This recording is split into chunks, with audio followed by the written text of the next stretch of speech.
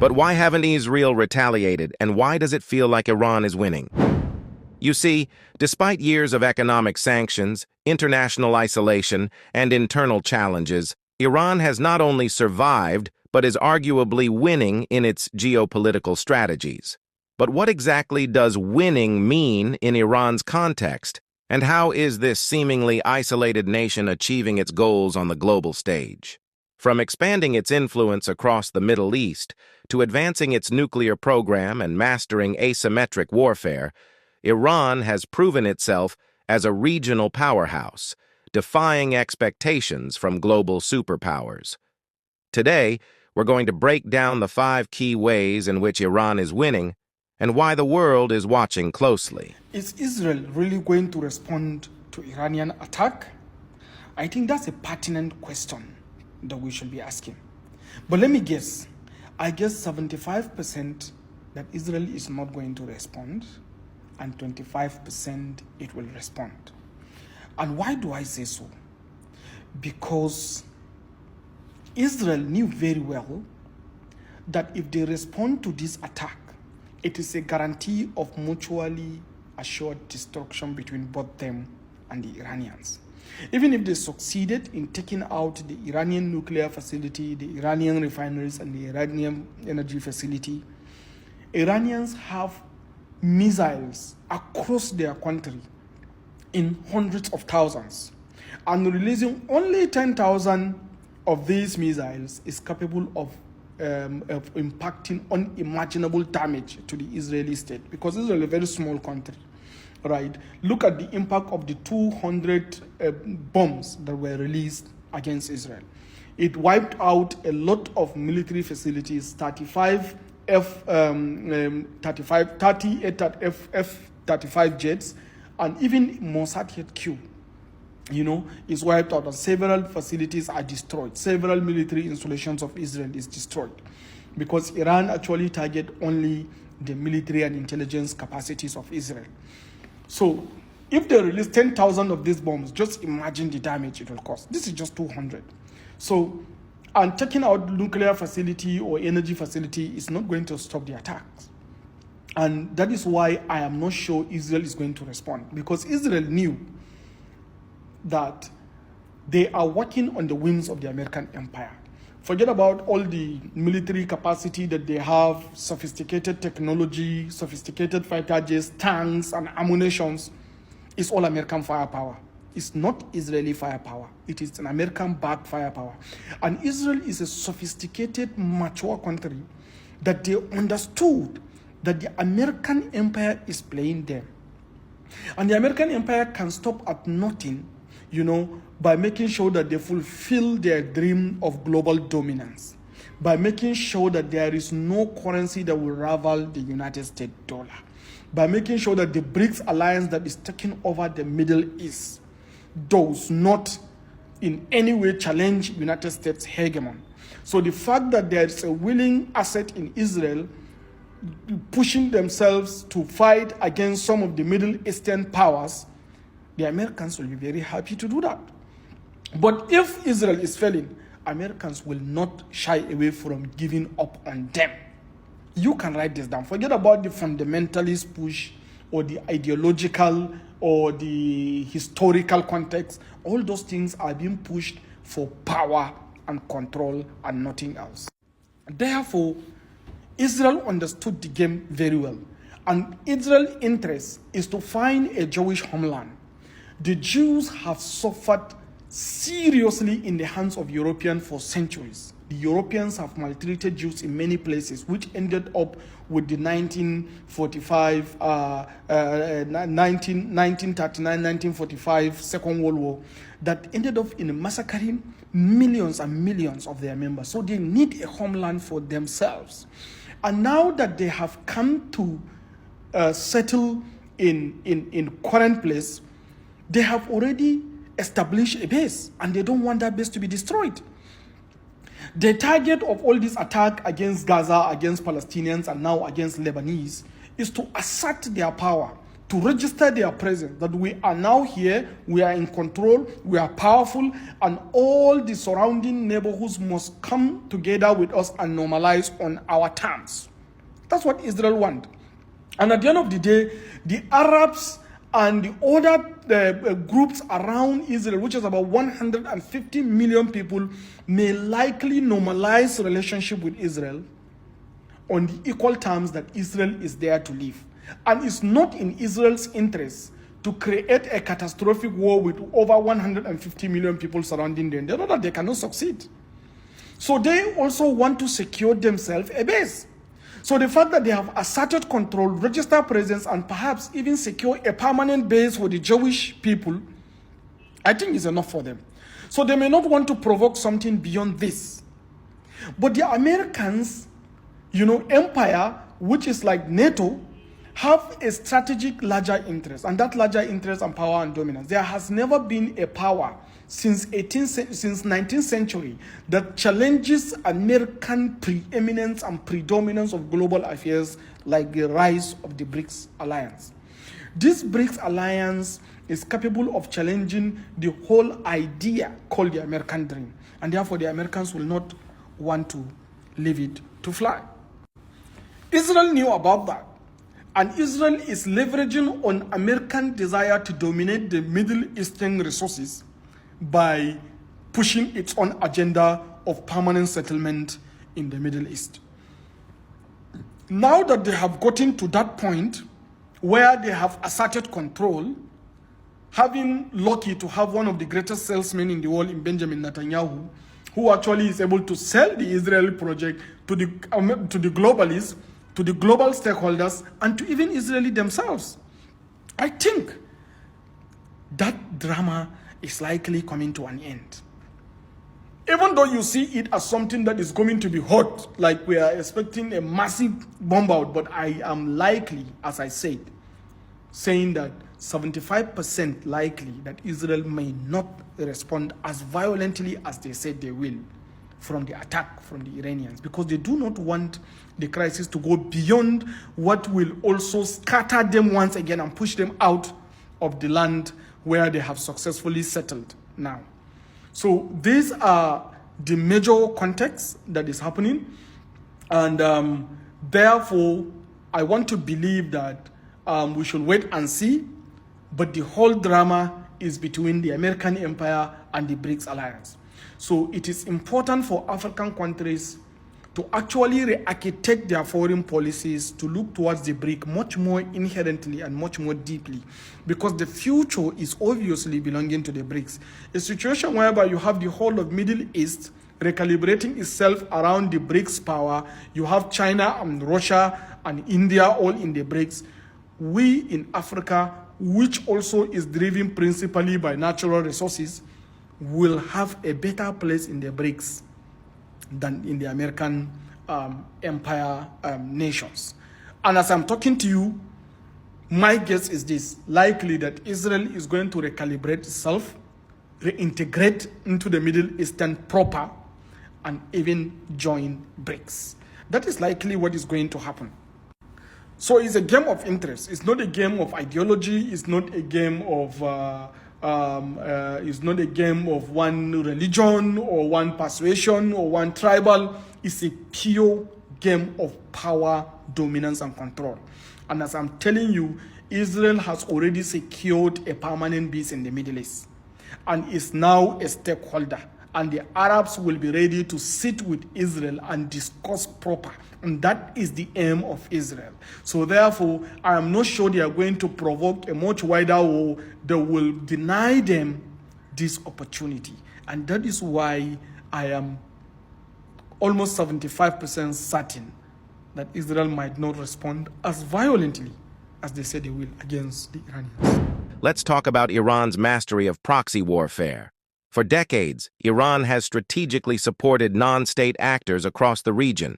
Groups like Hezbollah in Lebanon, the Houthis in Yemen, and various militias in Iraq and Syria are central to Iran's influence.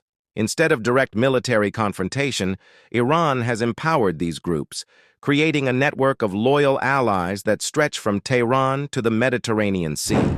This axis of resistance allows Iran to project power far beyond its borders, destabilizing opponents like Israel, Saudi Arabia, and the US without ever needing to engage in conventional warfare. Iran's ability to wage proxy warfare gives it strategic depth. If one proxy falls, another can fill its place, making it incredibly difficult for adversaries to pinpoint and dismantle Iran's influence. I told you a few days ago that the chances that Israel is going to respond to the Iranian attack is 75% less likely and 25% likely. And you have seen up till now, there are so many dilly-dallying, actions by Israel. And because if you are a strategic thinker and you are looking at things from a grand strategic point of view, I don't think Israel is going to make a mistake of jeopardizing the successes they have recorded in positioning themselves in the Middle East. Because what they have achieved now, is much more than what they have ever achieved in their settlement program within the Middle East. And if they mistakenly respond by attacking back at Iran, it is going to jeopardize the current positioning and reverse them back to pre-1947. And Israel will not want to do that, except if they want to make that mistake, because it's going to be a brutal mistake. One reason for that is that Iran is a gracious enemy. In a military conventional approach, when you say somebody is a gracious enemy, it means it is an enemy that does not target civilians, but target strategic assets that will systematically decimate the complete configuration of a state. If you look at the Iranian attacks, they are not attacking civilian targets. They are targeting intelligence and military assets that makes Israel. And most of their attacks have been precision attacks. Wherever they target, they decimate. And being a very relatively small country, it is clear for the Israelis that Iran has a map of all their infrastructure, technology, military, intelligence asset. And within a short period of time, they can shut down a state called Israel.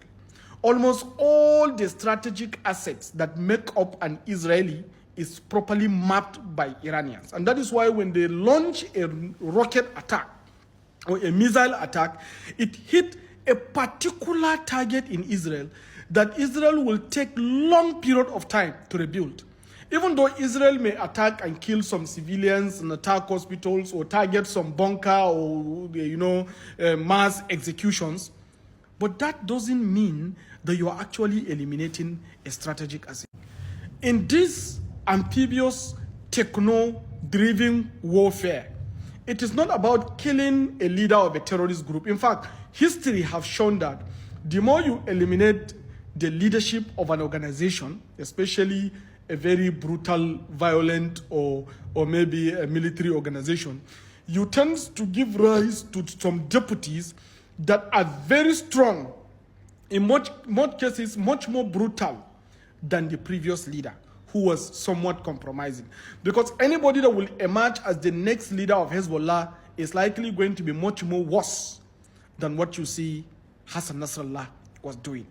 So, but again, when you decimate maybe a headquarters of Mossad, for instance, or some large military installation or fighter jets arrays, you are systematically destroying that country. It takes them years and years to rebuild. Some of these F-35 jets, military jets, cost almost $30 million.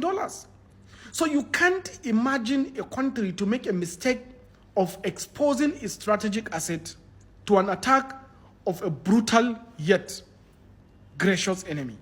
Why gracious? Is because they don't target civilians, but they target strategic asset. And when you target strategic asset, you are eliminating the configuration, the basic foundations, the fundamentals of that particular state. So imagine if Israel mistakenly responded. The response that is coming from Iran is going to be very brutal. In fact, Israel may no longer function as a state if Iran decides to respond. And The reason why you see almost all Israeli allies within the West, especially the NATO, are not keen on pushing Israel to respond is because they know the consequences. They know how much they invested in building a settlement program for Israel since 1947. They do not want to make a very brutal, emotive decision that could rewind back their progress for the past 80 years. And that is why you are seeing this slow approach. The second most important reason why the US is not interested in Israel to respond, especially the Democratic Party, is because they know that if Israel decides to respond, there is no way that Trump is not going to be the president. Why? Because if Iran decides to respond also violently with firepower, they are going to target oil, refinery, and every other logistics that supply energy to the Western powers. That will shoot up the price of oil globally. Maybe it go to like maybe $150 or $200 per barrel. That will automatically shoot down inflation in the United States and make the voters to 100% blame the Democratic Party being in power. They don't want to take these chances. And that is why you see Biden is saying no, he does not support Israel responding back to Iranians. Because that is going to be a very big mistake. In fact, it's a sure loser for them, to allow Israel to respond. Even though Netanyahu wants to respond because Netanyahu will prefer Trump presidency than Kamala Harris presidency. It is very clear. But then, the establishment around Kamala Harris, which is much more stronger than that of Donald Trump, will not want Israel to do this response because they will prefer Kamala Harris, Biden continuity than having a Trump presidency. And the reason why you see the Republicans are harsh, Trump for the first time is insisting, hit them hard, destroy the cement Iran, is because that is going to help him win his election easily. All the damages that will result as an outcome or consequence of Israeli response is going to spiral down into the United States. It's going to increase the cost of living. It's going to bring about harsh realities to the economic condition of the US. And the US voter will change to say that they are going for Trump. And that is also a problem.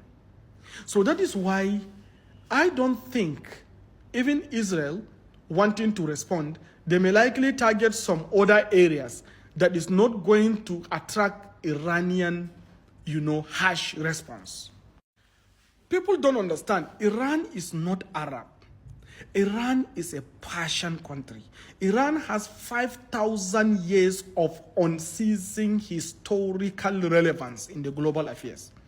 It is the kingdom of Cyrus the Great, Darius the Great, Khosrow, and so many other mega empire. In fact, Iran is technically the first empire that was established in the global system of empire states.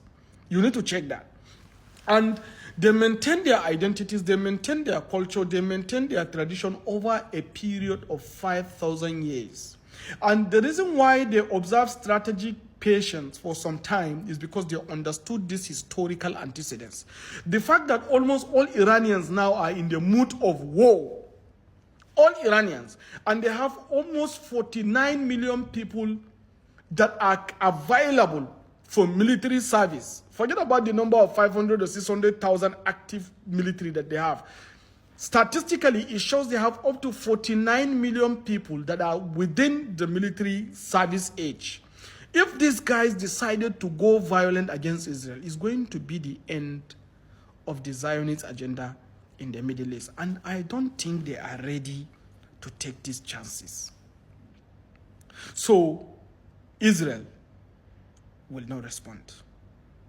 And that will now bring about a new dawn in the leadership of the Middle East. Iran has shown a remarkable ability to survive and even thrive under crippling international sanctions. While many expected these sanctions to cripple Iran's economy and force political concessions, the reality has been different. Iran has adapted by developing a resistance economy, relying on smuggling networks, domestic production, and forging stronger ties with countries like China, Russia, and Venezuela. This network has allowed Iran to bypass Western sanctions and keep its oil exports flowing, sometimes in the most creative ways, like using ghost tankers to hide shipments. In 2024, Iran's oil exports are estimated to be higher than ever. Despite sanctions, Iran is still a player in global energy markets, often selling its crude at discounted rates to eager buyers like China. We cannot ignore Iran's nuclear ambitions. Tehran has played a long, deliberate game with its nuclear program, always staying just on the edge of triggering military intervention. After the U.S. withdrawal from the Joint Comprehensive Plan of Action, JCPOA, in 2018, Iran began enriching uranium beyond the deal's limits.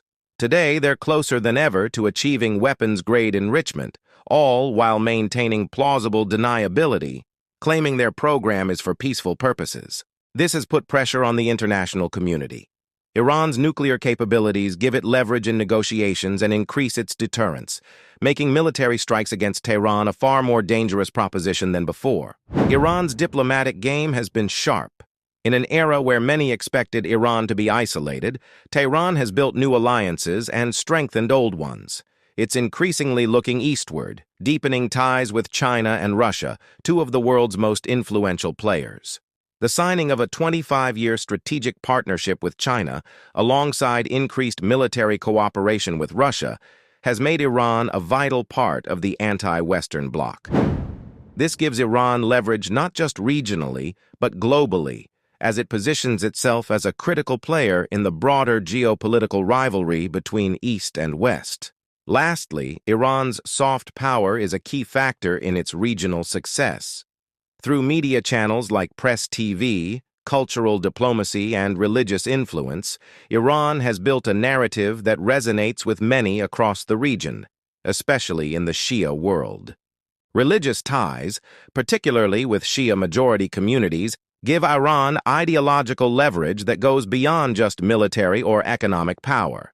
These connections help Iran influence the political landscape in countries like Iraq and Lebanon, ensuring that its influence remains deep and lasting. So, how is Iran winning? Through a combination of military strategy, economic resilience, nuclear brinkmanship, diplomatic alliances, and soft power, Iran has managed to survive in one of the world's most volatile regions. Despite decades of sanctions and international opposition, Iran has proven that it is a force to be reckoned with. Whether it's dominating proxy wars or navigating complex global alliances, Tehran is playing the long game, and for now, it's winning.